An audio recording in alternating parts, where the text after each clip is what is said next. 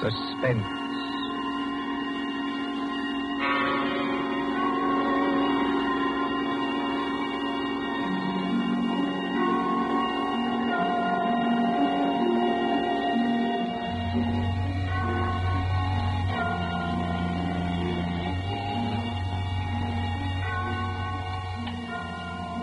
Now let's see. Suspect, suspectant, suspend. Here we are. Suspense. The condition of mental uncertainty, usually accompanied by apprehension or anxiety. Fear of something which is about to occur as, do not keep me any longer in suspense. For our story of suspense tonight, we invite you to enjoy The Devil in the Summer House by John Dixon Carr.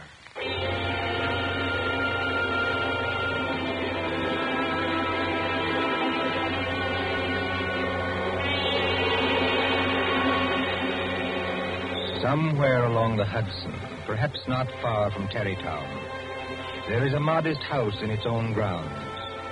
Behind it, in a spacious garden, stands a summer house of evil memory. More than 25 years ago, a man shot himself, or at least died, in that summer house. They found Major Kenyon with a scorched bullet hole in his head and the weapon beside him. But we are in the present now. The latticed summer house has grown heavy with vines, and only the other evening 2 men came into that garden at twilight, over the shaggy grass, as a storm was brewing along the Hudson. 2 men, the lawyer from New York. Who's there? And Captain Burke of the homicide squad. Easy, my friend, easy. I was just going to ask you the same thing. My name is Parker. I'm an attorney. You're not Captain Burke. Yeah, the very same and no other. I thought I recognized you, Mr. Parker. Must be something important to bring you so far from New York at this time of night. I was in Tarrytown anyway. I thought there'd be a housekeeper here, but I don't see any light. You've got business here? Yes, in a way. Have you? I don't know. I'll tell you better after you tell me what brought you to a place that no one has lived in for 10 years. Tell me, Captain. Did you ever get an anonymous letter from a dead man? Did you? No, I can't say I did. The letter's anonymous. How do you know the man's dead? Because they're all dead. Every last one of them. Dead and under the ground, where they can't be hurt any longer. Look. There's the summer house where Jerry Kenyon used to work. There are the windows of the library and the dining room. Looking toward it. Confound this lightning. Makes the windows blaze, don't it? Jerry Kenyon hadn't a care in the world. Yet he shot himself. I'll show you the letter. Now, look, Mr. Parker, I couldn't read anything in this light. But if we can get inside the house Certainly we can get into the house. I was the family attorney. I've got the keys. Why should a dead person send me a letter?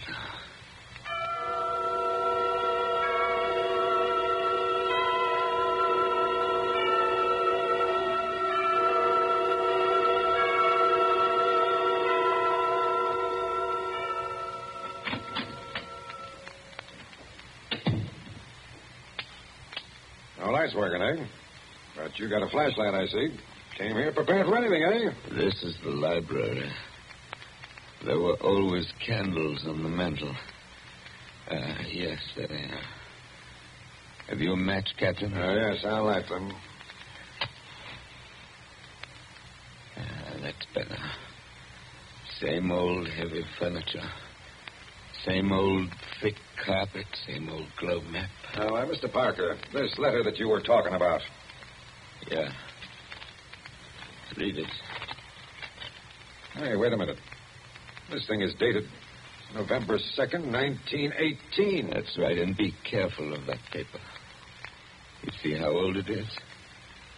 But it was mailed yesterday. From where? I don't remember. I didn't keep the envelope. Read it. Dear Joe. In case you didn't know it, I'm Joe. Dear Joe, if you want to know how Major Kenyon really died... But we know how he died. It was suicide. Are you sure it was? Whoever wrote this letter doesn't seem to think so. If you want to know how Major Kenyon really died, look in the third drawer of the desk in the library. Press hard at the back of the drawer. Yours very truly. It's not signed. That's right. Now, you sure you don't know who wrote that letter? This is the first time I've been back in this room, Captain. It was almost a home to me once. There's the chair where Isabel sat on the afternoon it happened. Isabel was Jerry Kenyon's wife. Beautiful woman. There's the door that the maid let me in by that afternoon. You know, Captain, seems to me they're all here tonight. Who? We stand beneath the sounding rafter, and the walls around us are bare as they echo our peals of laughter. It seems that the dead are there. Yet we stand to our glasses steady. You know it? I was in my school reader. Now, how does the rest of it go? Yet we stand to our glasses steady and drink to our comrades' eyes. Here's a glass to the dead already. Hurrah for the next that dies. Excuse me, Captain. I don't know what's come over me talking that way. I was very fond of these people. Are you going to look in the desk drawer? This is a lot of nonsense. Then why are you here, Mr. Parker? Jerry Kenyon was always a happy man. At least that's what I always thought. Big, boisterous fellow. Yeah? He had a good position with Vitaton. You know, the phonograph company. Yeah, sure, I know. But he'd just been made a major in the Army. 1917. There was a war on then, too, if you remember. I remember. To make the world safe for democracy. Old days. Old heartaches. Old memories. I remember that blazing hot day in August when all the windows were up. I remember this room. And Isabel, that was Jerry's wife, sitting in that chair, knitting. I remember...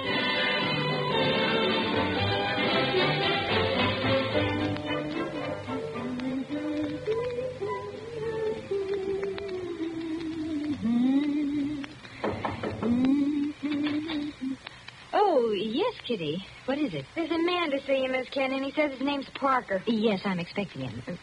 Show him in, please. All right, ma'am. So I take your knitting in your knitting bag? Why should you take my knitting? I don't know, Miss Kenyon. I just wondered. You can come in now. Thank you. Hello, Joe. Hello, Isabel. You sent for me?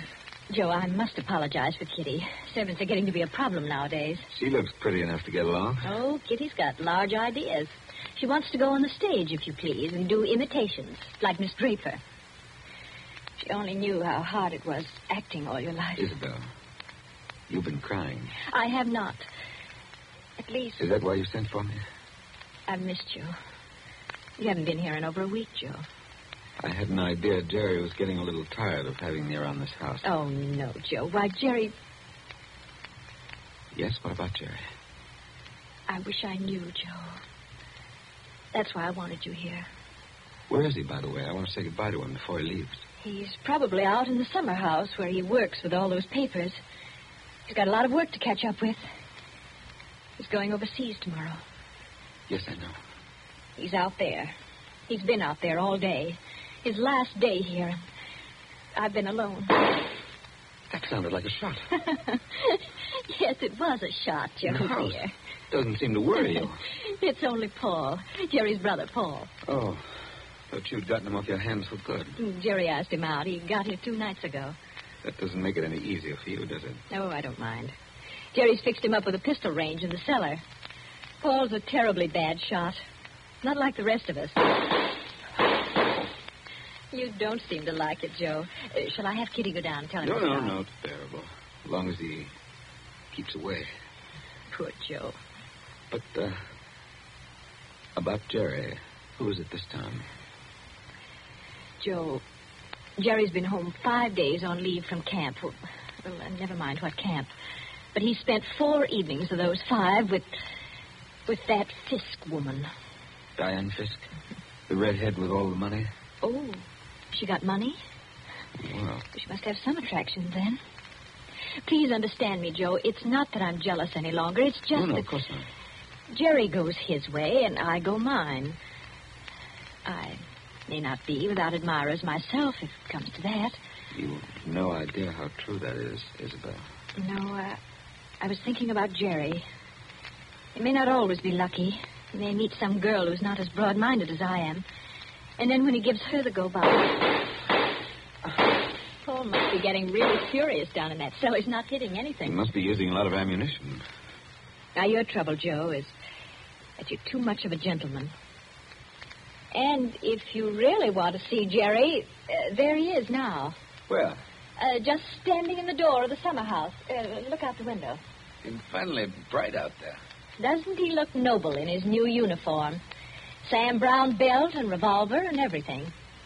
Look how he turns around and waves his cap at us. Like a real soldier. Real soldiers don't exactly wave their caps, do they? He does. Jerry? Jerry! Hello there. Jerry, Joe Parker's here. Who? Joe Parker. He wants to see you. Well, give him a drink or something. I'll be up in a minute. Into the summer house again. Not a care in the world, Now, Henry. listen, Isabel, you've got to slow down. You'll be crying again in a minute. Come on over here and sit down. Light hurts my eyes, that's all. Well, then we'll just pull these blinds. We'll still be able to see it. There, how's that? It's better, thanks. Now, can I get you anything? Oh, no, you heard the Great White Chief's orders. I'm to get you something. What do you have, Joe? A highball? Don't bother with that. Oh, it's no bother. Everything's out in the dining room here.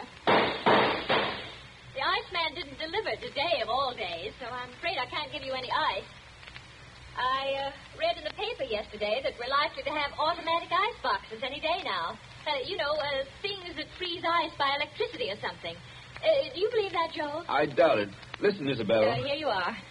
It's not cold at all. It's the best I could do. Thanks very much. What I wanted to say was, couldn't you get that brother of yours to give up practicing now? Hasn't he done his good deed for the day? Yes, maybe he has. I'll ring for Kitty. You don't have to call me, Miss Canyon. I'm here. Oh, yes, Kitty. What is it? It's only to tell you there's another visitor. This time it's a woman. Lady Kitty. Call her a lady, please. Oh, maybe. She says her name's Diane Fisk. Diane Fisk, that's Jerry. Kitty, tell the lady I'm not in. Lady. She's a fine lady. I don't want to intrude, my dear. I don't want to intrude. Anyway, it's too late, Miss Kenyon. She's coming down the hall now. My dear Mrs. Kenyon.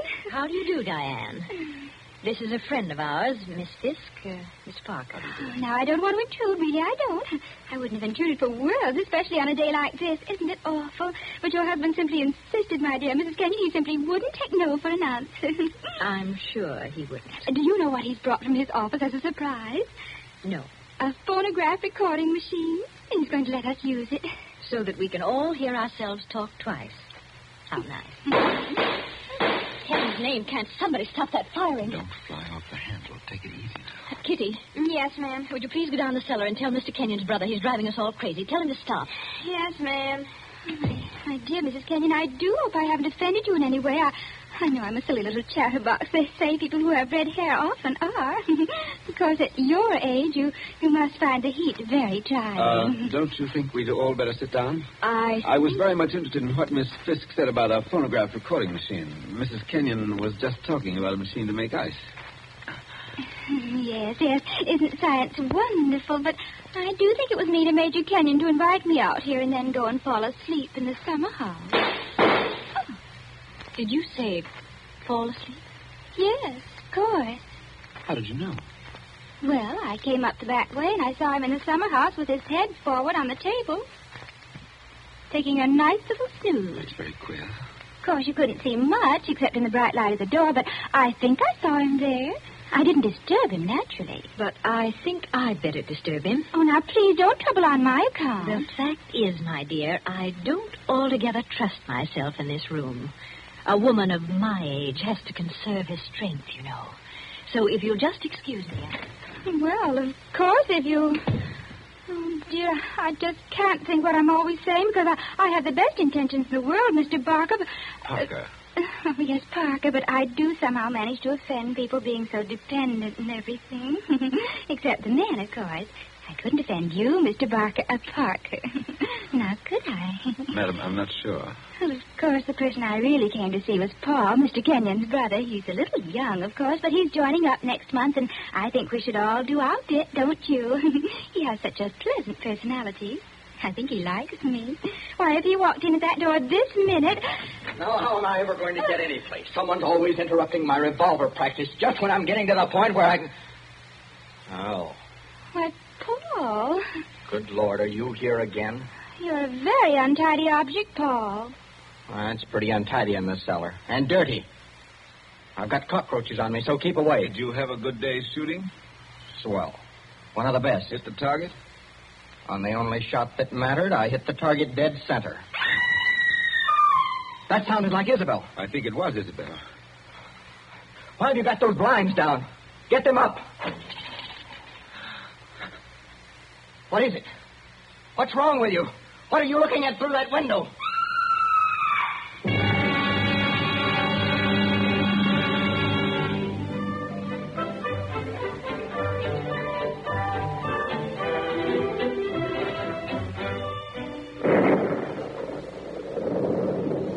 That was 25 years ago, Captain Burke.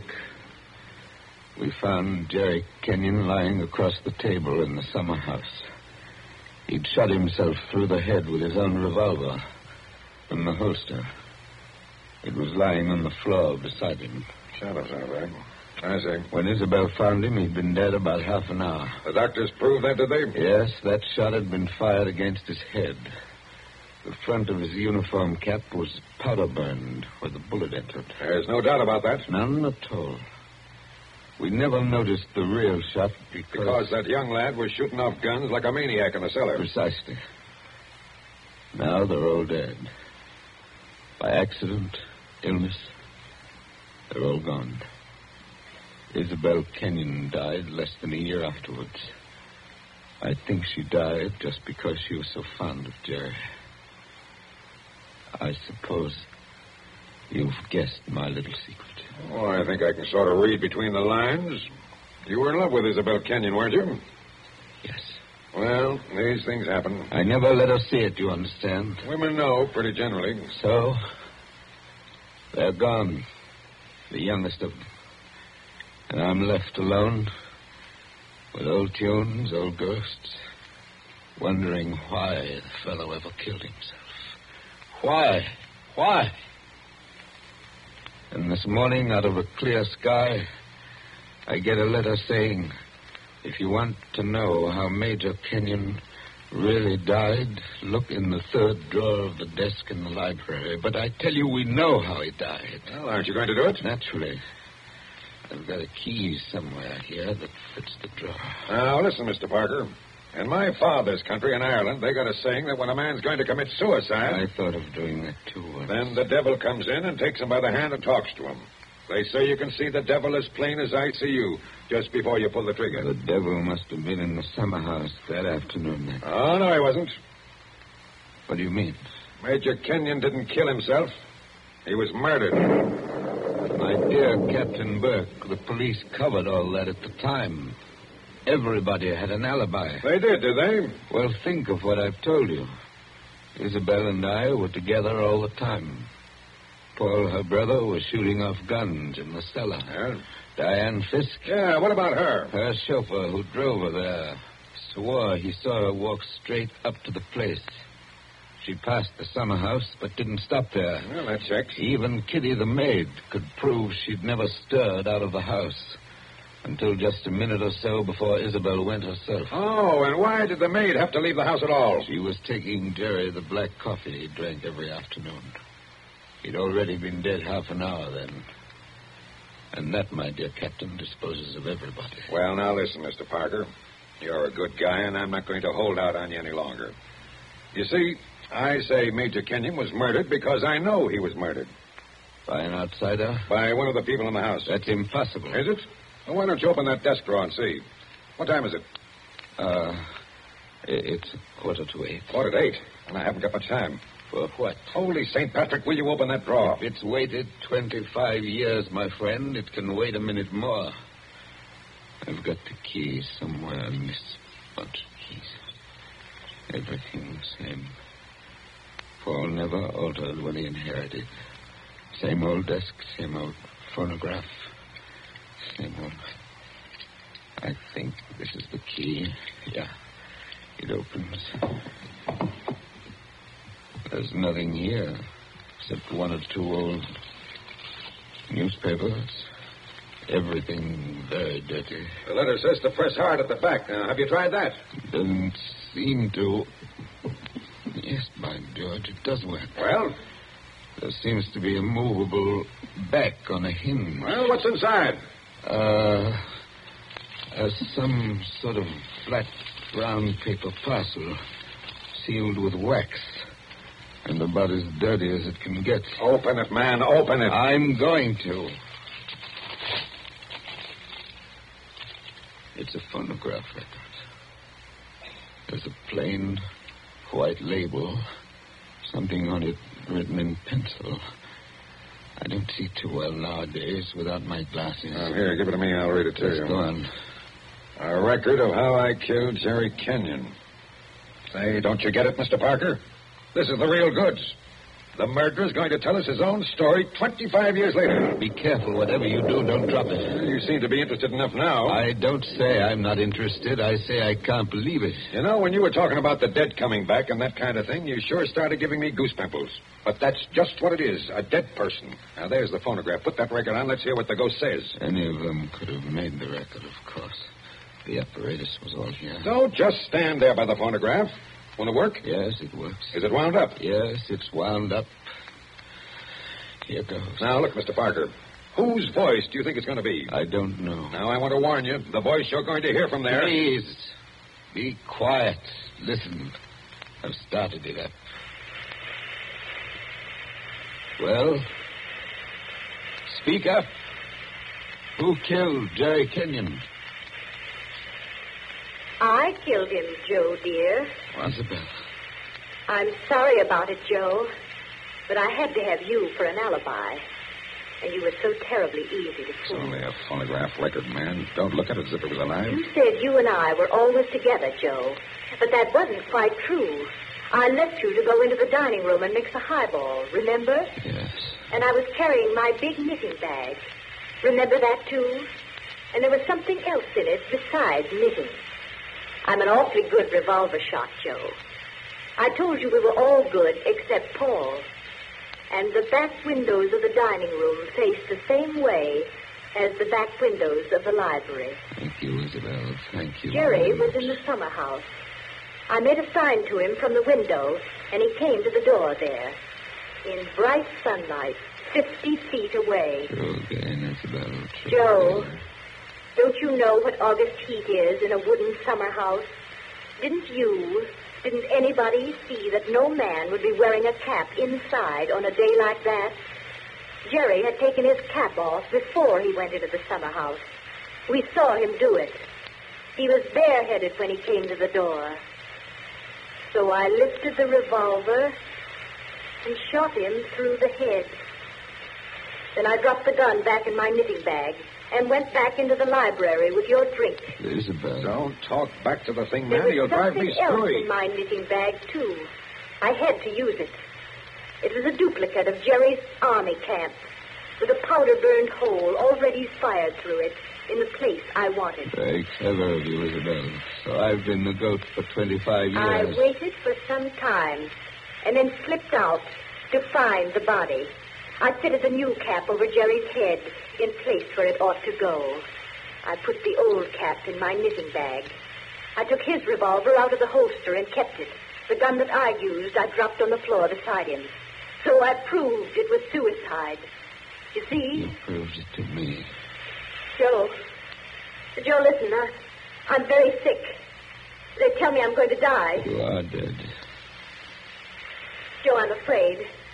I'm going out in the dark, and I don't know what's there. Don't go away, Isabel. Come Joe. on. Just for a minute. Okay, I've had just about enough of this.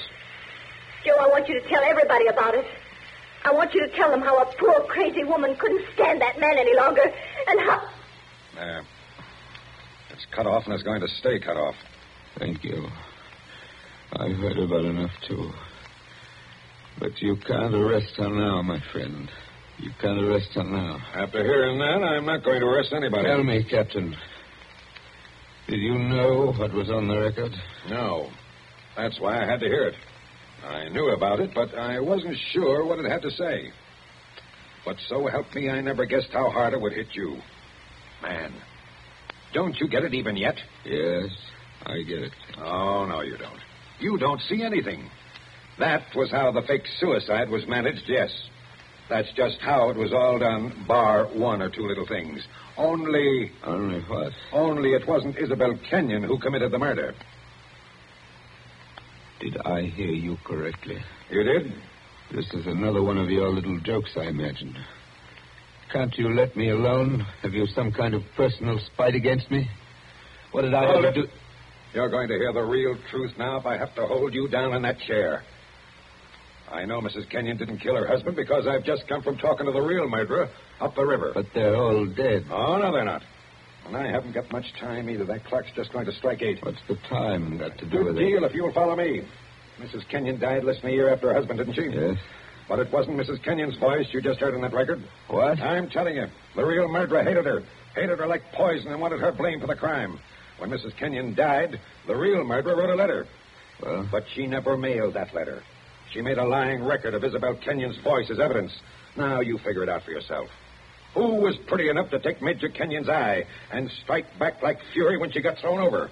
Who wanted to go on the stage and do impersonations? Kitty, the maid. Ah, you're talking sense. She shot Jerry from the dining room window. When she couldn't borrow Mrs. Kenyon's knitting bag, she went out to the summer house with a gun and the fake cap wrapped in a napkin on a coffee tray. She did go out, I remember. Actually, she got there before Mrs. Kenyon did. But the summer house was dark inside, and Mrs. Kenyon never noticed her. The next day, Kitty wrote that letter, but she couldn't bring herself to send it. So she kept that letter till the day before yesterday. Then one of the boys at Sing Sing... Wait a minute. Thinking he was doing her a kind action, put a stamp on it and mailed it. Did you say Sing Sing? Yes. They're electrocuting her tonight for the murder of an Italian down at Collier's Hook. I found out about the record, all right. But the one thing I wasn't sure of was that she had done the job alone. Now, frankly, the way you acted, I thought that you might have been in on it, too. Well, that's why I had to hear it through. And it was anything but a joke. And now, here it goes to blazes forever.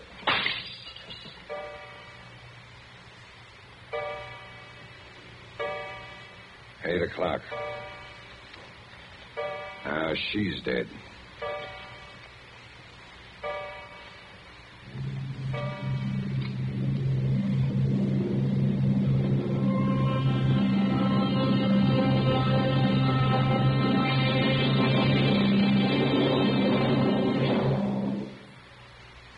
And so ends The Devil in the Summer House. Tonight's story of Suspense.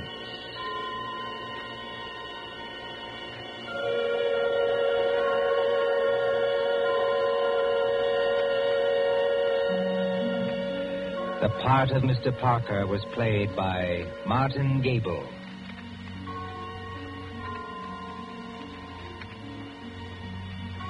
Again next Tuesday at 9:30 p.m. Eastern Wartime.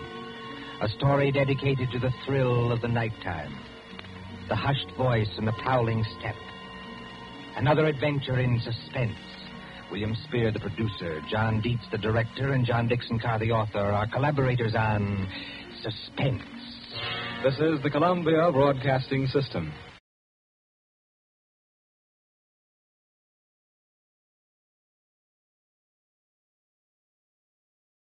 Spooky Ventures is the home for spooky content and spooky merchandise on the web. Check it out today at spookyventures.com. And remember, always keep it spooky.